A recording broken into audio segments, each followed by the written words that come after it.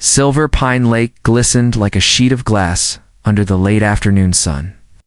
I stood on the edge of the dock, inhaling the crisp mountain air, feeling the solitude settle into my bones. My cabin weathered, sturdy, and built by my grandfathers. Hands stood at the edge of the trees, quiet as ever. The solar collectors on the roof hummed softly, drawing energy from the sky, while the wind turbines spun lazily in the breeze. It had been years since I stayed here for more than a night or two. War, exploration, and duty had kept me off-world. But now, retired from active Galactic Federation service, this was where I came to remember who I was before medals, before command, before the galaxy demanded my every breath. I stepped onto the porch and keyed in the biolock, watching as the ancient oak door slid open with a quiet hiss of hydraulics. The scent inside was familiar pinewood old books, a faint trace of plasma oil from the maintenance tools I'd left behind. Everything was just as I had left it. I activated the AI assistant embedded in the cabin's systems. Val, initiate. Perimeter scan, sync drone array. Full lockdown protocol, confirmed, the soft voice replied. I was halfway through unpacking my duffel bag when I heard the first knock sharp. Insistent, impatient. I froze. No one should have known I was.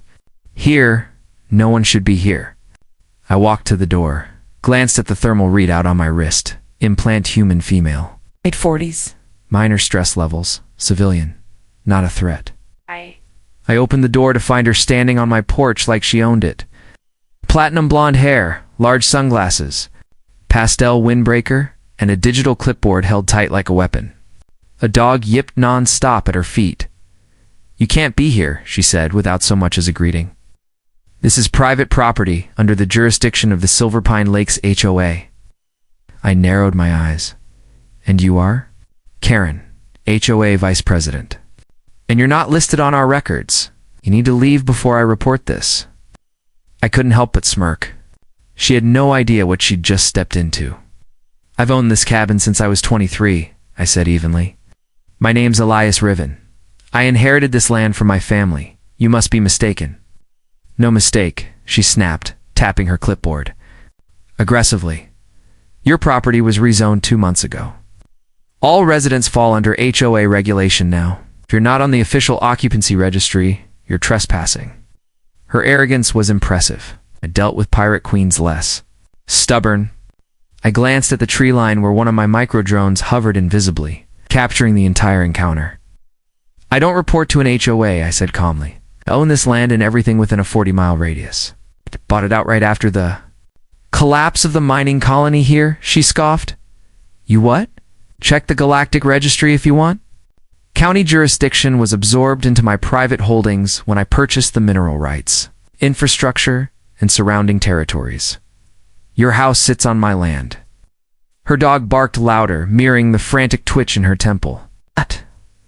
But even then, she wasn't done. You're bluffing. I'm calling the police. She stormed away, barking orders into her outdated cum. I watched her vanish behind the trees before stepping back inside. I knew this wasn't over. But I hadn't come back to fight territorial battles. I'd come to reconnect with this place, with my past, with the peace I thought I'd lost. Still, if war came to my doorstep again, even in the form of a suburban dictator in pink sneakers, I was ready after all. This wasn't just a cabin, this was my command post. The cruiser arrived just before sunset, its low hum vibrating through the trees like a warning. Karen must have activated an emergency alert because the department dispatched a unit faster than I expected. The vehicle itself was sleek, though clearly outdated, probably last-gen hover tech with minimal shielding. It touched down on the gravel access road near the cabin with a puff of dust. A blue and silver emblem shimmered faintly across its hull. Bearing the insignia of the county's Terrestrial Enforcement Division, outstepped a deputy mid-30s. Fit eyes scanning the terrain like he'd done this routine 100 times. He adjusted his utility belt, boots crunching on dried pine needles as he approached the porch where I stood, sipping the last of my solar-brewed coffee. Behind him, Karen trailed with smug satisfaction plastered across her face. Gone, probably secured in the cruiser. Her arms were folded, victory burning in her eyes. Sir, the deputy said in a professional tone, we received a complaint of unlawful occupancy and property trespass. Mind showing some ID? Hesitation, I offered the datapad from my utility vest. It flickered to life, revealing a cascade of legal documents, digital seals, and cross-reference star codes that any planetary authority would recognize: ownership records, deeds, jurisdictional transfer orders, even a special exemption clause. Signed off by the Earth Colony Transition Bureau. His eyes widened slightly as he scrolled. This, he said slowly, this shows you own the entire county. Every acre, I confirmed. It was unincorporated land after the mineral collapse, and the Federation sold it off to private bidders. I won it during a classified recovery mission. Everything the HOA thinks they govern falls under my legal jurisdiction. Karen burst out laughing. That's ridiculous. He's lying. You can fake a datapad. The deputy turned the pad so she could see. This is authentic. I've seen Federation marks before. These can't be spoofed, especially not with biometric encryption. Karen's expression faltered for the first time. She blinked, stepping forward. There's no way. I've lived here for 3 years. The HOA bought the development rights. We have documents too. Then you should check your paperwork again, I said. You're leasing land from a shell corp. One of mine. The deputy stifled a surprised smile, then looked back at Karen. Ma'am, unless you have any documents that override Galactic Federation Charter 443B or the Mineral Collapse Recovery Act. OS? There's nothing illegal happening here. I want to escalate this, she snapped. You're welcome to file a claim, I said. But the arbitration panel is off-world and only meets once every 6 months. On Mars, Karen looked like she was trying to decide whether to scream or faint. Her hands trembled slightly, knuckles white around her clipboard. She glared at the officer, but he'd already stepped back. He was clearly ready to wrap things up. Well, he said, handing me back the datapad. You're within your rights, Commander. Sorry for the interruption. Didn't mention. Your background? Most people don't ask, I replied with a slight smile. He nodded once, offered a polite salute, one that told me he recognized more than just the title, and turned to leave. Karen didn't move. She stood stiff as a marble statue, watching as her illusion of control crumbled at her feet. I looked her dead in the eye. Next time, don't assume power belongs to the loudest voice in the room. It usually belongs to the quietest one who doesn't need to raise it. She didn't answer. The cruiser lifted off moments later, kicking up a swirl of leaves and dust as the forest slowly swallowed the noise. I turned back to the cabin and stepped inside, locking the door with a flick of my finger.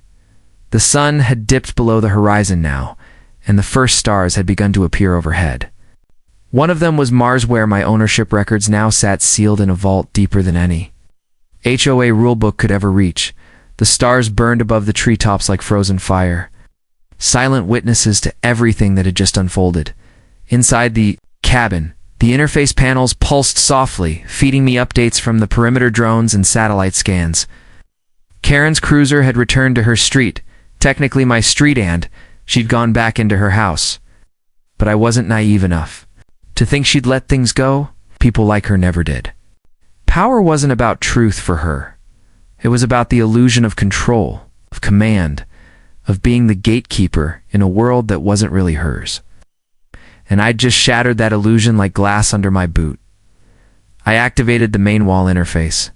With a gesture, the cabin's central display flickered to life, showing a holographic map of the entire county. Every property line, every structure, every communications node, even subterranean layers still pulsing with residual geothermal activity from the old mines. I zoomed in on Karen's house, plot 12. Phase 4, it sat on land once considered worthless due to unstable soil. But after I stabilized the entire zone with pulse anchors and magnetic reinforcement arrays, developers moved in and sold parcels. 2 upper-middle suburbanites dreaming of lakeside serenity. They never asked who owned the infrastructure underneath, or who paid for the tech holding their houses above ground. Karen wasn't the first to challenge my rights, but she was the first to come banging on my door, barking orders like she ran the system. I dealt with planetary governors with better diplomacy. I'd negotiated with hive queens who at least had the courtesy to ask before attacking. Kieran had shown up with a dog and a clipboard like she thought bureaucracy would intimidate me. I scanned the HOA files she'd uploaded to her local network earlier that week, my passive surveillance. Grid had caught it when she connected to the lake's shared signal tower. Her bylaws, charters, digital registries, all fragile little documents held together by wishful thinking. Her authority existed only in the gaps I allowed, and those gaps were about to close. Val, I said, initiate Project Mirror. Confirmed. Initializing communication blackout protocol for subsector 9G. Estimated completion time, 32 minutes. I leaned back in my chair as the command spread like wildfire through the local system. Karen's entire HOA infrastructure. The cabin lights dimmed to night mode, and I stepped outside into the crisp air. The lake shimmered under the moonlight, its surface undisturbed. It was almost too quiet. No cars, no voices. Just the wind and the soft hum of tech hidden beneath. Natural beauty. A reminder that this place, for all its wild peace, was deeply and quietly alive. A notification blinked in my vision. Karen had tried reconnecting her HOA control hub. It failed. 10 more attempts. All failed. Then came the signal. I'd been waiting for a single encrypted ping from her home, directed at my central relay. A message encoded with frustration, fear, and finally acknowledgement. Please restore service. Let's talk. Progress. I turned back toward the cabin, taking one last look at the stars before stepping inside. Power wasn't about dominance. It wasn't about barking orders or pushing papers. Real power was silent, patient, rooted like the mountains themselves. It didn't need to shout to be known. And now, Karen finally knew exactly who she was dealing with. The following morning arrived cloaked in a cool mist. The lake veiled in silvery fog like a secret not yet ready to be revealed. Birds stirred. High in the treetops, their morning songs faint against the soft hum of my perimeter grid cycling back online. I sat on the porch, sipping nutrient-infused coffee from a metal mug that had once seen service aboard the Indomitable, my last command. Before I retired from the Federation, the silence here was an earned each moment of peace, bought with years of fire and metal in deep space. That's what made it sacred. But peace, as always, was temporary. My internal network chimed with an inbound signal encrypted, civilian tier, routed through a residential smart hub. It was Karen again, only this time the tone wasn't angry. It was ... cautious. Mr. Riven, the message began, her voice notably calmer. I think we got off on the wrong foot. I'd like to speak with you in person, please. I replayed the message twice, parsing her cadence, her word choices. There was hesitation now, uncertainty. The kind that only appears when someone realizes they've challenged something far beyond their comprehension. I didn't reply, not yet. I wanted her to sit with the discomfort a little longer instead. I walked the property. The trails surrounding the cabin wove through towering pines and outcroppings of crystalline rock, remnants of the once active mineral, vein that made this land so valuable during the resource wars. Most people thought it was all mined dry, but they didn't know what I knew. Deep beneath the surface, entire caverns still pulsed with energy not enough to attract corporate armies again, but enough to sustain me, and enough to make any outside interference a potential threat. As I walked past the old stabilization, nodes I'd buried years ago, small, almost invisible to the eye, but powerful. They formed a geodynamic lattice that kept the entire county's terrain from collapsing. Without them, none of these new homes would stand, including Karen's. That was the irony. She had no idea that the very ground she stood on her perfectly. Landscaped lawn, her polished driveway, existed because of me. Her HOA hadn't protected her.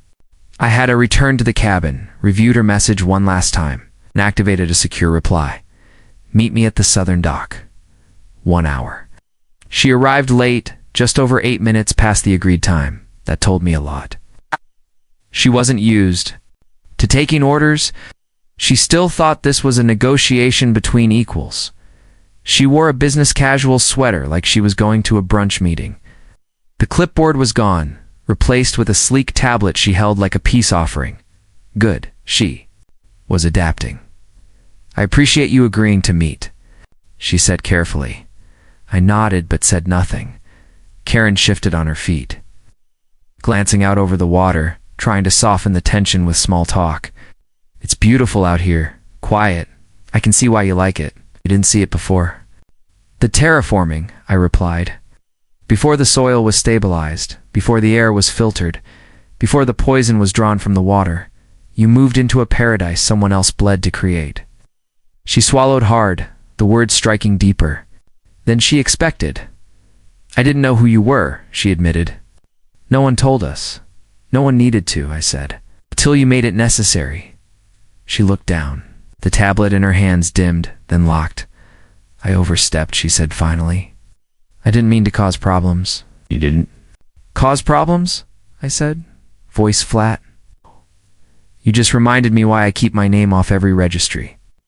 She nodded slowly, and for the first time, I saw something shift behind her eyes. Respect. Maybe not for who I was, but for what I represented. Then I turned and walked away, leaving her on the dock with nothing but fog and silence. The fog lingered through most of the afternoon. Clinging to the lake like a second skin, I sat inside. The cabin, the flickering fire and the hearth, casting soft shadows across the walls. My fingers moved rhythmically across the interface console, running diagnostics on the county's seismic lattice. Everything was stable. The underground core hadn't shifted in nearly 2 years, and the reinforcements were still holding. It was quiet, too quiet. The kind of silence always came before a shift, whether in war or in peace. Karen hadn't sent another message. I hadn't expected her to. Our meeting at the dock had stripped away her illusions. I hadn't threatened her, hadn't raised my voice or brandished my titles. But the truth itself, cold, hard, undeniable, was a weapon more effective than any pulse rifle. The look on her face when she realized she'd been standing on land I'd held together with my own 2 hands. Land that would have swallowed her and her suburban empire whole if not for the tech I'd installed was one eye. Wouldn't forget. Still, there was something that bothered me. Karen wasn't the type to give up. She might have backed down. But I knew that look she'd had when she walked away from the dock, calculating, quietly furious, ego licking its wounds. I'd seen it before in Federation bureaucrats, in planetary directors who'd been outplayed and outmaneuvered. People like Karen didn't know how to lose.